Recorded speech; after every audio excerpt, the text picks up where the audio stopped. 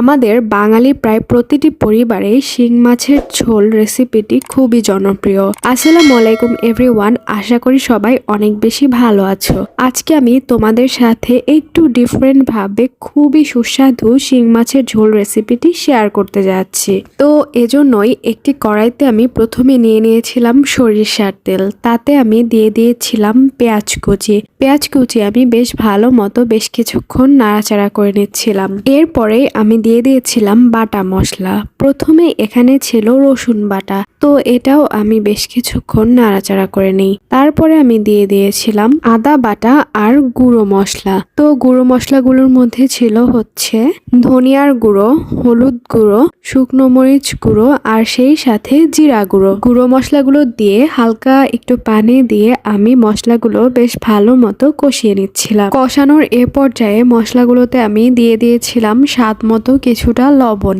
অতঃপর আমি মশলাগুলোকে ঢাকনা দিয়ে বেশ কিছুক্ষণ ঢেকে রেখে দিয়েছিলাম। তারপর আমি মাছের যে ছোট ছোট পিসগুলো ছিল সেগুলো একটা একটা করে ছেড়ে দিচ্ছিলাম।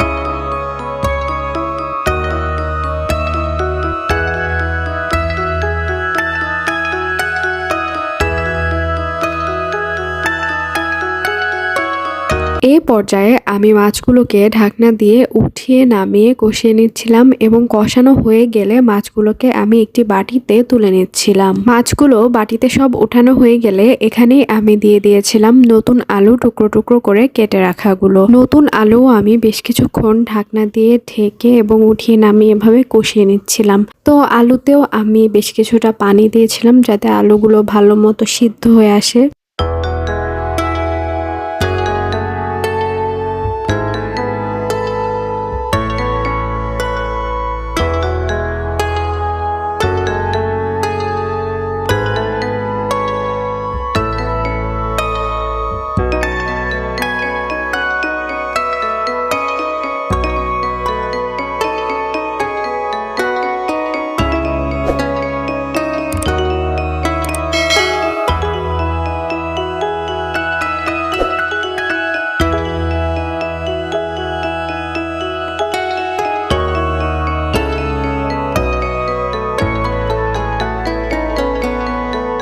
এ পর্যায়ে আমি আলুগুলো ভালো মতো কষানো হয়ে গেলে ওই যে মাছগুলো যে কষিয়ে রেখেছিলাম সেটি ছেড়ে দিয়েছিলাম। তরকারিতে ঝোলের জন্য আমি বেশ কিছুটা পানিও দিয়ে দিয়েছিলাম। এরপর ঢাকনা দিয়ে উঠিয়ে নামে তরকারিটি যখন পুরোপুরি হয়ে এসেছিল তখনই আমি পরিবেশন করে নিয়েছিলাম। তোমাদের সাথে আমি আজকের রেসিপিটা একদম ইজি ভাবে একটু ইউনিক ভাবে শেয়ার করেছি। তো আমার রেসিপিটি তোমাদের কেমন লাগলো আমাকে অবশ্যই কমেন্টে জানাবে। সে পর্যন্ত তোমরা ভালো থেকো, সুস্থ থেকো। তোমাদের সাথে আমার দেখা হবে আবার পরে অন্য কোনো ভিডিওতে, অন্য কোনো রেসিপিতে। আল্লাহ হাফেজ।